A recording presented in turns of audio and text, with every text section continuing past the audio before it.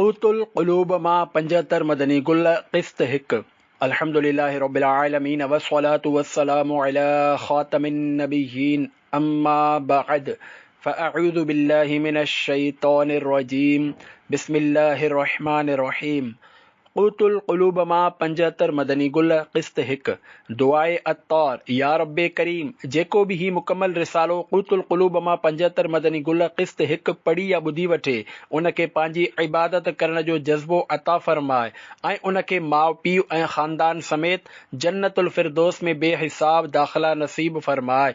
आमीन बिजाहे ख़ातमिन नबिय्यीन सल्लल्लाहु अलैहि वसल्लम।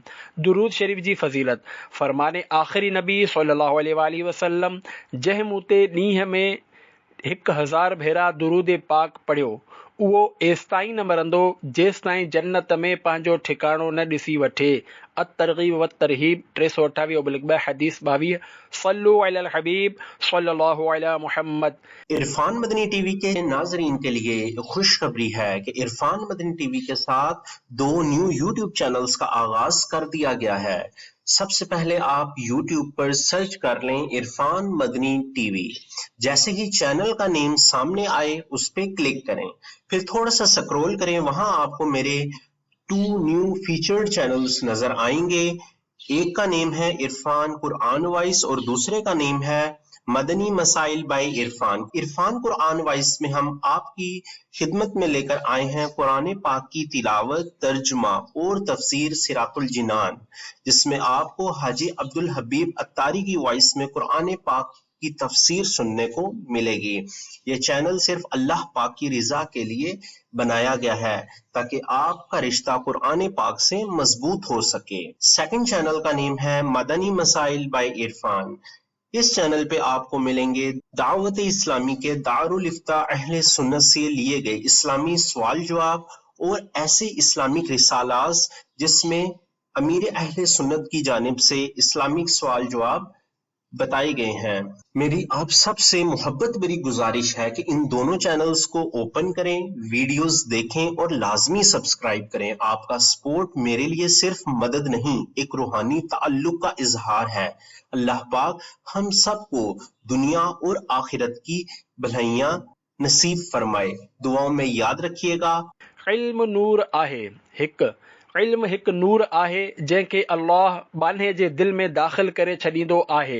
इल्म तन्हाई में गम ख्वार आहे ऐं मलाइक इल्म वारनि जी दोस्ती खे पसंदि कंदा आहिनि ऐं उन्हनि खे पंहिंजे परनि सां छुहंदा आहिनि। इल्म इमाम आहे ऐं अमल उन जो ताबे आहे। क़ूतुल क़ुलूब उर्दू 10/1 11। 2. सरकार मदीना सल्लल्लाहु अलैहि वसल्लम जो फरमाने अज़मत निशान आहे। इल्म जो दर्स ॾियण तस्बीह आहे ऐं इन जी अहलियत रखण वारनि ताईं इन खे पहचाइण अल्लाह जो क़ुर्ब हासिल करण जो ज़रियो आहे। 3. बातनी इल्मनि ते अमल कीअं कजे। बातनी उलूम उहे आजिज़ी, इख़लास ऐं तवक्कुल वग़ैरह ऐं तकब्बुर, रियाकारी ऐं हसद वग़ैरह आहिनि जिन ते बातिनी जिस्मानी उज़वनि याने क़ल्ब, दिल सां अमल थींदो आहे। क़ूतुल क़ुलूब 13/1। तसव्वुफ़ जी तारीफ़ ऐं सूफ़ी केरु आहिनि। 4. हज़रत रुवैम बिन अहमद रहमतुल्लाह अलैह इरशाद फरमायो, तसव्वुफ़ ही आहे त बानो पंहिंजे नफ़्स खे पंहिंजे रब जे मर्ज़ीअ ते छॾे ॾे त उहो जेको चाहे उन खां कमु वठे। 5. हज़रत अबुल हसन क़न्नाद रहमतुल्लाहि अलैहि इरशाद फरमायो, सूफ़ी उहो हूंदो आहे जेको अल्लाह पाक जे हक़नि जी अदायगीअ जे लाइ हर वक़्तु तयारु हूंदो आहे। 6. तसव्वुफ़ जो बुनियाद। तसव्वुफ़ में 2 ॻाल्हियूं बुनियादी हैसियत रखनि थियूं, तज़किया नफ़्स याने नफ़्स जी इस्लाह ऐं एहसान। तज़किया नफ़्स जो ज़िक्र क़ुरान करीम में बेअसत नबवी जे मक़सद में बार बार आयो आहे ऐं एहसान जो ज़िक्र हदीस पाक में मिले थो। इहो ई सबब आहे जो हदीस जिब्राईल खे तसव्वुफ़ जो असल सम्झियो वेंदो आहे। मल एहसान जे जवाब में पाण सल्लल्लाहु अलैहि वसल्लम इस्लाह बातिन जे हवाले सां कुझु हिन तरह इरशाद फरमायो आहे, अल्लाह जी इबादत ईअं करियो ॼण तव्हां अल्लाह पाक खे ॾिसी रहिया आहियो, ऐं जेकॾहिं इन मक़ाम खे न माणे सघो त ही यकीन रखो त अल्लाह पाक तव्हां खे ज़रूरु ॾिसी रहियो आहे। नंबर 7 गुरबत याने वतन खां दूरी ऐं गुदड़ी। हज़रत यहया अलैहिस्सलाम जी सुन्नत आहे त उन्हनि पंहिंजे वतन में बि मुसाफ़िरनि वांगुरु ज़िंदगी बसर कई ऐं ख़ानदान में रहंदे बि पंहिंजनि खां बेपरवाह रहिया। गुदड़ी सूफ़ जो लिबास हज़रत मूसा अलैहिस्सलाम जी सुन्नत आहे, जिन सभ खां पहिरियां पश्मीनी याने ऊनी लिबास ज़ेबे तन फरमायो। क़ुतुल क़ुलूब 22/1। 8 हज़रत अबू तुफ़ैल रज़ियल्लाहु अन्हु वफ़ात 100 हिजरी जो विसाल मक्का मुकरमा में सभिनी खां आख़िर में थियो। जॾहिं 1 सदी हिजरी मुकमल थी त ज़मीन ते का अहिड़ी अख मौजूद न रही जंहिं हुस्न अख़लाक़ जे पेकर महबूब रब्बे अकबर सल्लल्लाहु अलैहि वसल्लम जी ज़ियारत कई हुजे। 9 शेख अबू तालिब मक्की आला हज़रत रहमतुल्लाह अलैह जी नज़र में। आला हज़रत रहमतुल्लाह अलैह फतवा रज़विया जिल्द 22 सफ़ो 557 ते फरमाइनि था, शेख अबू तालिब मक्की रहमतुल्लाह अलैह तमाम घणे इल्म सां माला माल आहिनि, हाल में साहिबे कमाल आहिनि ऐं असलाफ जे हालतुनि खे चङी रीत ॼाणींदा आहिनि ऐं तक़वा ऐं वरा परहेज़गारी ख़ौफ़े ख़ुदा में इन्हनि जो हिकु ख़ासि मक़ाम आहे ऐं सुठनि मुआमलनि में गहरी सोच ऐं फ़िक्र कामिल रखंदा आहिनि। क़ुतुल क़ुलूब 31/1। 10 रिज़ाए इलाही जी तारीफ़ ऐं उन जो हासिल थियणु। रिज़ा अल्लाह पाक जे हुक्मनि जे निफ़ाज़ ते दिल जे मुतमइन रहण जो नालो आहे ऐं दिल जो सुकून ऐं इत्मिनान इख्तियारी अमल न आहे, पर वहबी ऐं अताई याने अल्लाह पाक जे तरफ़ां अता थियण वारो आहे। अल्लाह पाक जंहिंखे चाहींदो आहे अता फरमाईंदो आहे। 11 40 सालनि ताईं हिकमत जा मोती गॾु कंदा रहिया। हज़रत सैयदना हसन बसरी रहमतुल्लाह अलैह 40 सालनि ताईं पंहिंजे सीने में हिकमत जा मोती गॾु कंदा रहिया, पोइ ज़बान सां उन्हनि जो इज़हार कयाऊं। 12 आलिम पंहिंजे ख़लवत याने तन्हाई खे अज़ीज़ सम्झंदो आहे, पर जेकॾहिं खेसि ख़ासि साथी मुयसर हुजनि त पोइ उन्हनि जी सोबत खे ख़लवत ते तरजीह ॾींदो आहे। 13 असां बेकसनि जे मददगार सल्लल्लाहु अलैहि वसल्लम जो फरमाने आलीशान आहे, तव्हां मां को बि पंहिंजे भाउ खे उन जी जाइ तां उथारे पाण उन जाइ ते न वेहे, पर वुसअत ऐं कुशादगी इख्तियार कंदा करियो। क़ुतुल क़ुलूब 45/1 मुस्लिम सफ़ो 923 हदीस 56-84। 14 नमाज़ जुमा जी तयारी। कुछ बुजुर्ग नमाज़ जुमा जे लाइ जुमे जी राति जामे मस्जिद में गुज़ारींदा हुआ ऐं कुझु बुजुर्ग छंछर जी राति बि जामे मस्जिद में बसर कंदा हुआ त जीअं जुमे जूं अञा वधीक बरकतूं नसीब थियनि। जॾहिं त अवामुन्नास पंहिंजे पाड़े जी मस्जिदुनि में नमाज़ फजर अदा कंदा हुआ ऐं पोइ जामे मस्जिद जो रुख़ कंदा हुआ। मनक़ूल आहे त इस्लाम में सभ खां पहिरीं बिदअत इहा पैदा थी त जामे मस्जिद में जल्दी वञणु तर्क कयो वियो। क़ुतुल क़ुलूब 45-46/1। 15 हर घड़ी हुजे मुंहिंजे ज़बान ते अल्लाह अल्लाह। हज़रत शेख अबू तालिब मक्की रहमतुल्लाह अलैह जी ज़िंदगी जो हिकु लम्हो यादे इलाही में बसर थींदो हो, याने उहे यादे इलाही खां ग़फ़लत में खयल साह खे साह ई शुमार न कंदा हुआ। 16 पंहिंजे वक़्त जी बहितरीन तक़सीम कारी। वक़्तु केतिरो बि मुख़्तसर छो न हुजे, 3 ॻाल्हियुनि खां ख़ाली न हुजे। 1 उन वक़्त में उन ते अल्लाह पाक जो को फ़र्ज़ लाज़िम हूंदो जंहिं जूं 2 सूरतूं आहिनि, उहो अमर अहिड़ो हूंदो जंहिंजी बजा आणण या छॾे ॾियण जो उनखे हुकुम ॾिनो वियो हूंदो। 2 उहो वक़्तु कंहिं मुस्तहब कम करण में गुज़ारिजे। 3 उन वक़्त में को अहिड़ो मुबाह जाइज़ कम सर अंजाम ॾिजे जंहिंमें जिस्म ऐं दिल ॿिन्ही जो फ़ाइदो हुजे। मोमिन जे लाइ इन्हनि मज़कूरा वक़्तनि खां सवाइ ॿियो को चोथों वक़्तु न आहे। जेकॾहिं हुन को चोथों वक़्तु कढियो त उहो अल्लाह पाक जे हदुनि खां तजावुज़ करण वारो याने हदुनि खां ओरांघिण शुमार थींदो, ऐं जेको अल्लाह पाक जे हदुनि खे ओरांघींदो आहे उहो पंहिंजे ई नफ़्स ते ज़ुल्म करण वारो आहे। क़ुतुल क़ुलूब 47/1। 17 मुरीद जे लाइ 7 ज़रूरी ॻाल्हियूं। 1 इरादे में सचो हुजणु। इन जी अलामत आहे आख़िरत जे लाइ ज़ादे राह सामान जो तयारु हुजणु। 2 ताअत नेकी जा सबब इख्तियार करणु। इन जी अलामत ई आहे बुरनि दोस्तनि खे छॾे ॾियणु। 3 हाले नफ़्स जी मारिफत सुञाणप रखणु, इन जी अलामत आहे नफ़्स जे मकारियुनि खां आगाह हुजणु। 4 आलिम रब्बानी फ़क़ीह आलिम जी मजलिस में वेहणु, इन जी अलामत आहे आलिम रब्बानी खे ॿियनि ते तरजीह ॾियणु। 5 तौबतुन नसूह याने अहिड़ी तौबा जंहिंखां पोइ गुनाह जो इर्तिकाब न थिए जो हुजणु त जीअं उन जे सबबु इबादत जी लज़्ज़त माणे ऐं हमेशा साबित क़दम रहे। तौबा जी अलामत आहे नफ़्स जे ख़्वाहिशुनि खे ख़तमु करणु ऐं नफ़्स खे उन जे मरग़ूब याने पसंदीदा शयुनि खां परे रखणु। 6 अहिड़ियूं हलाल शयूं खाइणु जेके मज़मूम याने नापसंदीदा न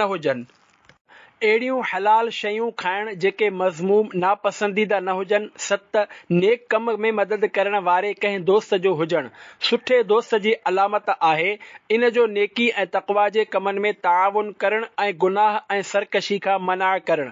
18 कशफ़ुज़्ज़ुनून में आहे इस्लाम में तरीक़त जे बारीकियुनि मुतालिक़ क़ूतुल क़ुलूब जहिड़ो ॿियो को किताब न लिखियो वियो आहे। 19 जल्दी ऐं वेसर जो वासितो ऐं सबबु शैतान आहे ऐं ॿियो इहो त बाने ते उन वक़्तु तौफ़ीक़ जी कमी हूंदी आहे। 20 जंहिंखे किताब ऐं सुन्नत मां का फ़ज़ीलत मालूम थिए ऐं उहो उन ते सवाब जी नियत सां अमल करे त अल्लाह पाक उनखे उन ते अमल जो सवाब अता फरमाईंदो आहे, तोड़े जो उन जो अमल अहिड़ो न हुजे जहिड़ो चयो वियो हो। जमउल जवामिअ 124/7 हदीस 21590। 21 इंसान खे घुर्जे त हू नमाज़े फजर खां पोइ ॾींहं जे कमनि जे बारे में सोचे त कहिड़ा फ़र्ज़ ऐं नेक कम याने मुस्तहबात करणा आहिनि ऐं इहो बि सोचे त अल्लाह पाक पंहिंजे रहमत ऐं करम सां उन जे गुनाहनि खे माण्हुनि खां लिकाए रखियो आहे जेकॾहिं अल्लाह पाक चाहे हा त ऐब ज़ाहिर थी वञनि हा। 22 बुज़ुर्गान दीन रहमतुल्लाही अलैहिम तुलूए फजर खां वठी तुलूए आफ़ताब ताईं ख़ैर ऐं भलाई खां सवाइ ॿियो को कलाम करण खे नापसंदीदा समझंदा हुआ। 23 अफ़ज़ल इल्म ऐं अफ़ज़ल अमल मरवी आहे त माण्हुनि ते हिकु ज़मानो अहिड़ो ईंदो जो उन्हनि में अफ़ज़ल तरीन इल्म ख़ामोशी ऐं अफ़ज़ल तरीन अमल गुनाहनि खां बचण ख़ातिर निंड हूंदो। काश बानो हालत बेदारी में बि सुतल जियां थी वञे, छो त निंड में बानो गुनाहनि खां महफ़ूज़ रहंदो आहे जॾहिं त हालत बेदारी में मासी याने गुनाहनि खां महफ़ूज़ रहणु हिकु मुश्किल अमर याने मुआमिलो आहे। 24 हज़रत सैयदना सुफियान सौरी रहमतुल्लाही अलैहि फरमाइनि था अल्लाह पाक उन्हनि माण्हुनि खे पसंदि फरमाईंदो आहे जेके फारिग़ हुजनि त सलामती हासिल करण जे लाइ सुम्ही पवनि।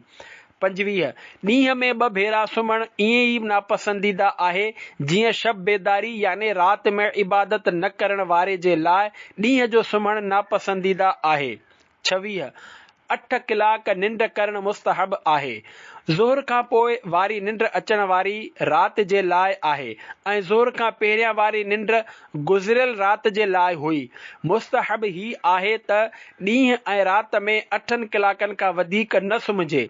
कुझु माण्हुनि जो ख़्यालु आहे त जेकॾहिं ॾींहं ऐं राति में एतिरा कलाक आराम न कयो त उन सां जिस्म कमज़ोर थी वेंदो, छो त निंड जिस्म जी ग़िज़ा ऐं उन जी राहत आहे।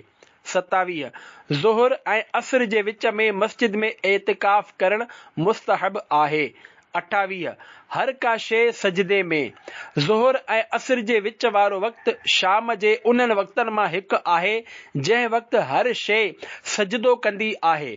इहा केॾी न ख़राब ॻाल्हि आहे त बेजान ऐं मुर्दा शयूं त पंहिंजे परवरदिगार जी बारगाह में सजदा रेज़ हुजनि ऐं उन जे ज़िक्र में मशग़ूल हुजनि, पर जहिड़ो जाॻंदो इंसान पंहिंजे परवरदिगार खां गाफ़िल हुजे।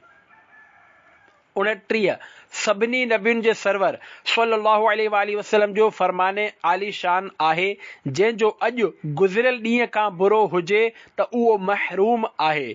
30 जेको अल्लाह पाक जी इबादत कंदो आहे ऐं पोइ सुस्ती जे सबबु उन खे छॾे ॾींदो आहे त अल्लाह पाक उन खां नाराज़ थी वेंदो आहे।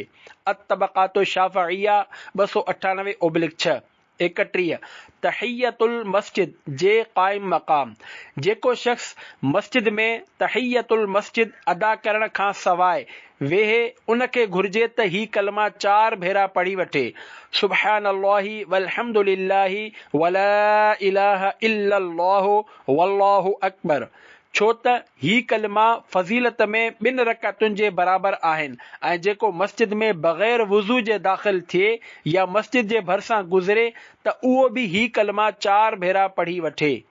32 बग़ैर वुज़ू जे मस्जिद में दाख़िल थियणु। हज़रत शेख अबू तालिब मक्की रहमतुल्लाहि अलैहि फरमाइनि था, मूंखे कंहिंजो बेवुज़ू मस्जिद में दाख़िल थियणु ऐं वेहणु नापसंद आहे। 33 सिज जे ज़वाल जा 7 वक़्त। सिज जा 7 ज़वाल आहिनि, इन्हनि मां 3 अहिड़ा आहिनि जिन खे को बि इंसान नथो ॼाणे। पहिरीं ज़वाल जो वक़्तु अल्लाह पाक खां सवाइ को बि नथो ॼाणे। ॿियो ज़वाल जो वक़्तु सिर्फ़ उहे मलाइक ॼाणनि था जेके सिज जा निगहबान आहिनि। टियों ज़वाल जो वक़्तु ज़मीन जा मलाइक ॼाणनि था। चौथे ज़वाल जे वक़्त खे नुजूमी फलक जे पैमाइश ऐं अफ़लाक जी तरकीब सां सुञाणींदा आहिनि।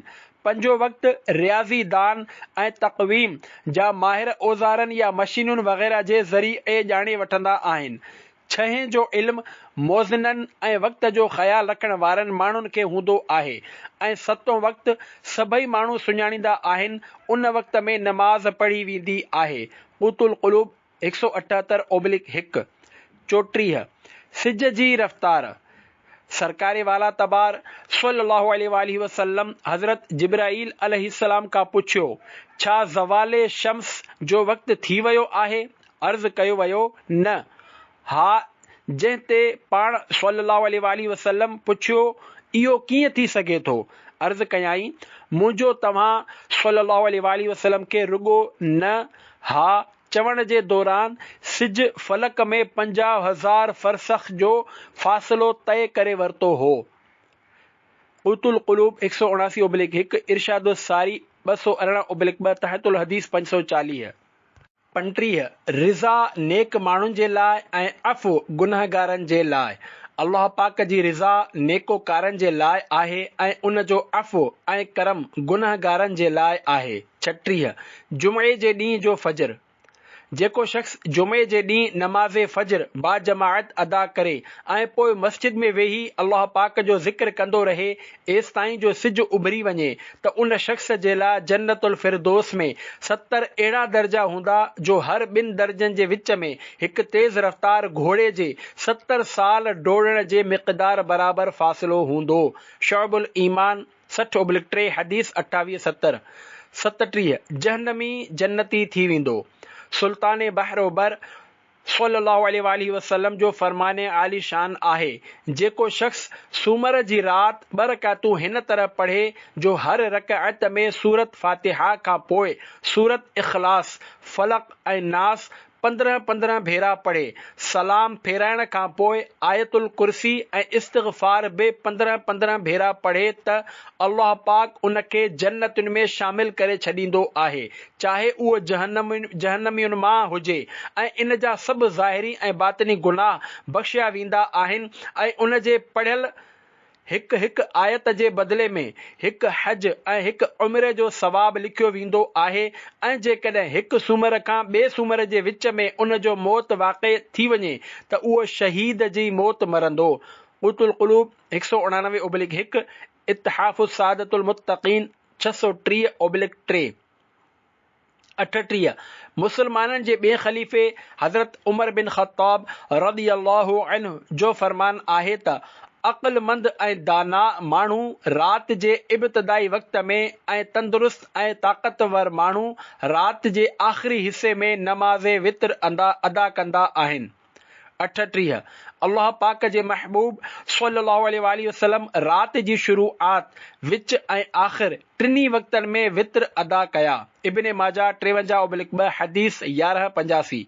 40 सुबुह जे वक़्तु बैतुल ख़ला इस्तंजा खाने वञणु तिबी लिहाज़ खां जिस्म लाइ निहायत मुफ़ीद आहे ऐं तहारत लाइ वधीक बहितर आहे, ख़ासि तौर ते उन्हनि माण्हुनि लाइ जेके ॾींहं जे वक़्तु खाधो खाईंदा आहिनि। 41 मानो जॾहिं बावुज़ू थी ज़िक्र कंदे मुशाहिदे ऐं तफ़क्कुर याने गौर ऐं फ़िक्र में मशगूल थी सुम्हंदो आहे त उन जो बिस्तरो ई उन जी मस्जिद याने महले इबादत बणिजी वेंदो आहे ऐं बेदार थियण ताईं नमाज़ी लिखियो वेंदो आहे। क़ूतुल क़ुलूब 213/1 42 तहजुद जी इब्तिदा ॿिनि मुख़्तसर रकातुनि सां करणु मुस्तहब आहे ऐं नमाज़ शुरू करण खां फारिग़ थियण ताईं कुझु बि न खाइजे पीजे, छो त इंसान जॾहिं निंड मां बेदार थींदो आहे त उन जी दिलि हर क़िस्म जे ख़्वाहिशात खां ख़ाली हूंदी आहे। जॾहिं हू कुझु खाईंदो पीअंदो त संदसि कैफ़ियत तब्दील थी वेंदी। 43 तहजुद जूं फ़ज़ीलतूं फ़रमाने मुस्तफ़ा सल्लल्लाहु अलैहि वसल्लम नमाज़ याने तहजुद ज़रूर अदा कंदा करियो, छो त इहा रब जी रिज़ा जो बाइस आहे। इहा तव्हांजे गुनाहनि खे मिटाइण वारी आहे। तव्हां खां पहिरियां नेक बाननि जो अहिड़ो ई तिर्ज़े अमल रहियो आहे। हीअ गुनाहनि खे परे करण वारी, वज़न हल्को करण वारी ऐं जिस्म मां बीमारियुनि खे भॼाइण वारी आहे। क़ूतुल क़ुलूब 219/1 तिर्मिज़ी 322/5 हदीस 3560। 44 जन्नत वारा कम हज़रत अली बिन बकार रहमतुल्लाही अलैहि जो क़ौल आहे त 40 सालनि ताईं सिवाय तुलूए फजर जे मूंखे ॿी कंहिं बि शइ ग़म में मुब्तला न कयो। कंहिं ॾाहे जो क़ौल आहे त दुनिया में राति जे वक़्तु क़याम करणु, हबीब दोस्त सां ॻाल्हियूं करणु ऐं शहरग खां वधीक वेझी ज़ात खां मुनाजात करणु दुनिया जा अमल न आहिनि, पर इहे जन्नत वारा कम आहिनि जिन खे अल्लाह पाक दुनिया में पंहिंजे ख़ासि बाननि जे लाइ ज़ाहिर फरमायो आहे। वधीक ही त उन्हनि नेक बाननि खां सवाइ उन्हनि अमलनि जी मारिफत ॿिए कंहिंखे बि न आहे ऐं न ई उहे अमल बजा आणण सां उन्हनि खां सवाइ कंहिं ॿिए जे दिलि खे राहत मिलंदी आहे। 45 हज़रत उत्बा ग़ुलाम रहमतुल्लाही अलैहि फरमाइनि था त मां 20 सालनि ताईं रातियुनि जो मशक़त कंदो रहियुसि ऐं हाणे 20 सालनि खां उन जी नेमतुनि मां लुत्फ़ अंदोज़ थी रहियो आहियां। याने 20 साल तकलीफ़ सां इबादत कंदा रहिया ऐं पोइ इबादत में संदन अहिड़ी त दिलि लॻी वई जो इबादत खेनि सुकून ऐं लज़्ज़त हासिल थींदी आहे। 46 सुठे आवाज़ सां तिलावत करणु नबी करीम सल्लल्लाहु अलैहि वसल्लम जो फरमाने खुशबूदार आहे। अल्लाह पाक कंहिं बि शइ जो हुक्म ईअं न ॾिनो आहे जीअं क़ुरान पाक खे सुठे आवाज़ सां पढ़ण जो ॾिनो आहे। बुखारी 592/4 हदीस 75-44। 47 घर में विहाणो हज़रत वहब बिन मुनब्बा यमानी रहमतुल्लाही अलैहि वटि चमड़े जो विहाणो हो। जॾहिं उन्हनि जे मथां निंड ग़ालिब थींदी हुई त उन विहाणे ते पंहिंजो सीनो रखी छॾींदा हुआ, पोइ कुझु साह खणी घबराए उथी पवंदा हुआ ऐं चवंदा हुआ त मुंहिंजे वेझो पंहिंजे घर में शैतान खे ॾिसण खां बहितर ही आहे त मां पंहिंजे घर में विहाणे खे ॾिसां, छो त विहाणो निंड खे दावत ॾींदो आहे।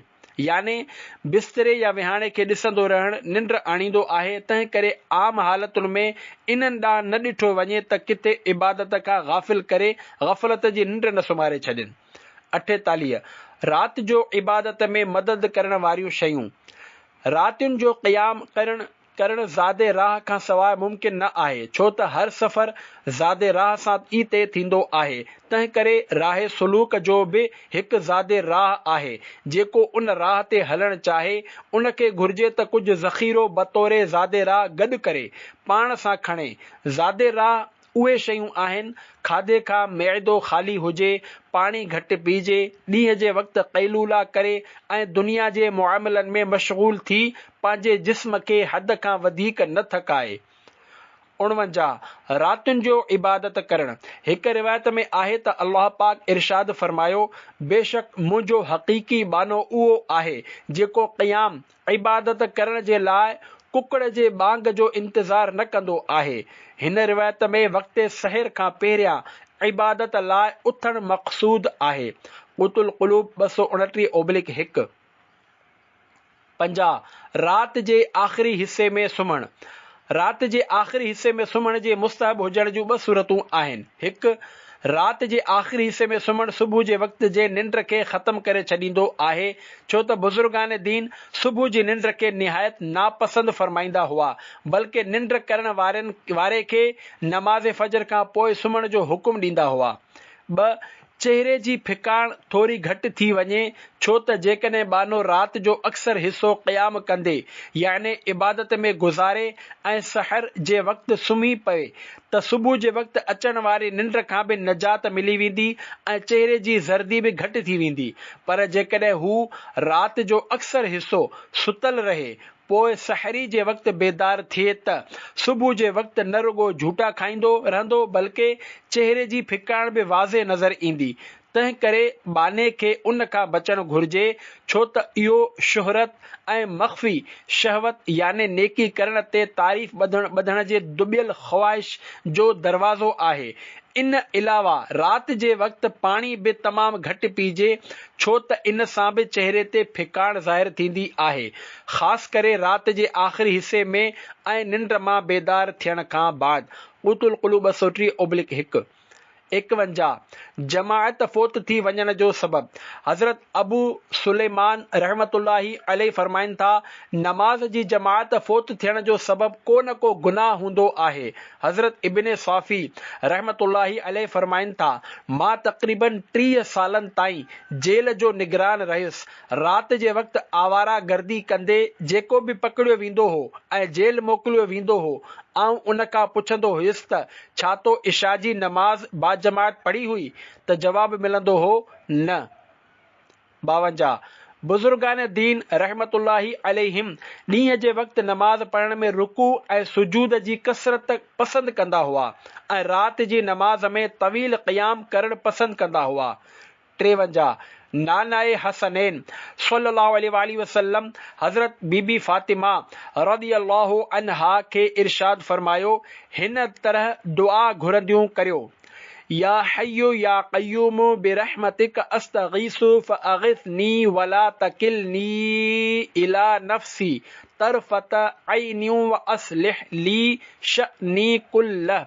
तर्जुमो, ए ज़िंदा ए ॿियनि खे क़ाइमु रखण वारा, तुंहिंजी रहमत जे भरवेसे ते मां मदद घुरी रहियो आहियां, तंहिं करे मुंहिंजी मदद फरमाए ऐं मूंखे हिकु लम्हे जे लाइ बि मुंहिंजे नफ़्स जे हवाले न करणु फरमाए, पर मुंहिंजे हर मुआमिले जी इस्लाह फरमाए।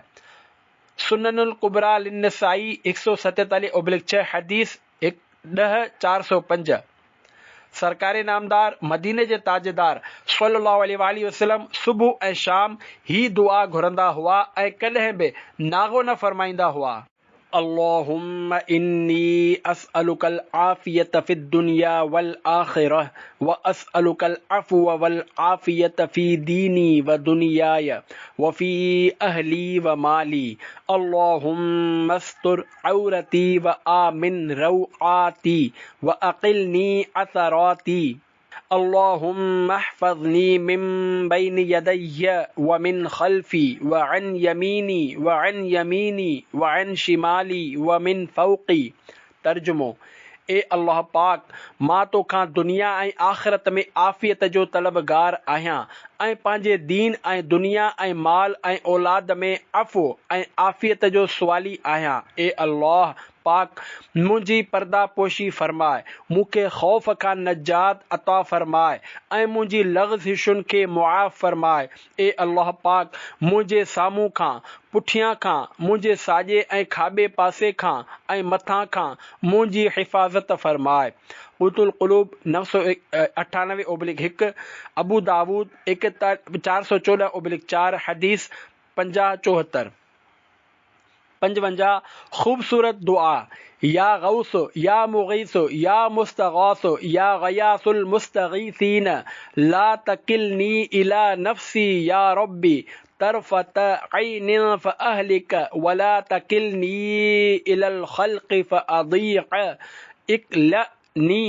इक्लनी किलाअतल वलीद वला तुखिल्ल अन्नी वतवल्लनी बिमा ततवल्ला बिही इबादकस सालिहीन। तर्जुमो, ए मददगार, ए फरियाद ॿुधण वारा, ए उहा ज़ात जंहिंखां मदद तलब कई वेंदी आहे, ए फरियादिन जी फरियाद ॿुधण वारा, ए मुंहिंजा परवरदिगार, मूंखे हिकु लम्हे जे लाइ बि मुंहिंजे नफ़्स जे हवाले न करणु फरमाइजांइ जो आऊं हलाक थी वञा, ऐं न ई मूंखे मख़लूक जे हवाले कजांइ जो आऊं बर्बाद थी वञा, पर हिकु नए ॼावल ॿार वांगुरु मुंहिंजी हिफ़ाज़त फरमाए ऐं मूंखे अकेलो न छॾ ऐं मूंसां ईअं महबत फरमाए जीअं तूं पंहिंजे नेक ऐं सालिह ॿाननि सां फरमाईंदो आहीं। 56 बहितरीन दुआ तर्जुमो। ए अल्लाह पाक, मां तुंहिंजो बानो आहियां, तुंहिंजे बाने जो पुटु आहियां, मुंहिंजी पेशानी तुंहिंजे दस्ते कुदरत में आहे, मुंहिंजे बारे में तुंहिंजो हुकुम जारी आहे, मूं ते तुंहिंजी क़ज़ा नाफ़िज़ आहे, तुंहिंजी मशीयत में अदल आहे। जेकॾहिं तूं मूंखे अज़ाब ॾीं त मां इन जो अहल आहियां, ऐं जेकॾहिं तूं मूं ते रहम फरमाई त तूं उन शान जे लाइक़ आहीं, तंहिं करे मूंसां पंहिंजे शान जे लाइक़ सुलूक फरमाए। ए अल्लाह पाक, ए मुंहिंजा मौला, ए अल्लाह पाक, ए मुंहिंजा रब, मूंसां अहिड़ो सुलूक करणु फरमाए जेको तुंहिंजे शान जे लाइक़ आहे, ऐं ए अल्लाह पाक, ए मुंहिंजा रब, ए अल्लाह पाक, मूंसां अहिड़ो सुलूक न करणु फरमाए जंहिंजो मां अहल आहियां, छो त तूं ई तक़वा ऐं मग़फ़िरत जो मालिक आहीं। ए उहा ज़ात जंहिंजी रहमत खे गुनाह नुक़सान न पहुचाईंदा आहिनि ऐं न ई बख़्शिश ऐं मग़फ़िरत उनखे को नुक़सान पहुचाईंदियूं आहिनि। ए अल्लाह पाक, ए मुंहिंजा रब, मूंखे अहिड़ियूं नेमतूं अता फरमाए जेके तुंहिंजे रहमत खे मुंहिंजे लाइ नुक़सान जो सबबु न बणाइनि, ऐं अहिड़ियूं बरकतूं बि अता फरमाए जेके तुंहिंजे रहमत खे मुंहिंजे लाइ घटि न कनि। 57 अस्माए हुस्ना जे वसीले सां दुआ घुरणु। जॾहिं को शख़्स अल्लाह पाक खां दुआ घुरे त उन जे अस्माए हुस्ना जे माना जे वसीले सां घुरे, छो त उहे उन जूं सिफ़तूं आहिनि ऐं हू अहिड़ी तरह दुआ घुरण खे पसंदि फरमाईंदो आहे, ऐं हुन उन्हनि अस्माए हुस्ना खे ज़ाहिर बि इन ई लाइ फरमायो आहे त जीअं दुआ घुरण वारो इन्हनि जे वसीले सां दुआ घुरे। मिसाल तौरु हीअं दुआ घुरे, या जब्बारो उजबुर क़ल्बी, या गफ़ारो इग़फिर ज़ंबी, या रहमानो अस्लिहनी, या रहीमो इरहमनी, या तव्वाबो तुब अलैया, या सलामो सल्लिमनी। क़ुतुल क़ुलूब उर्दू सफ़ो 253। सल्लु अलल हबीब सल्लल्लाहु अला मुहम्मद व आलिही व अस्हाबिही व बारक वसल्लम।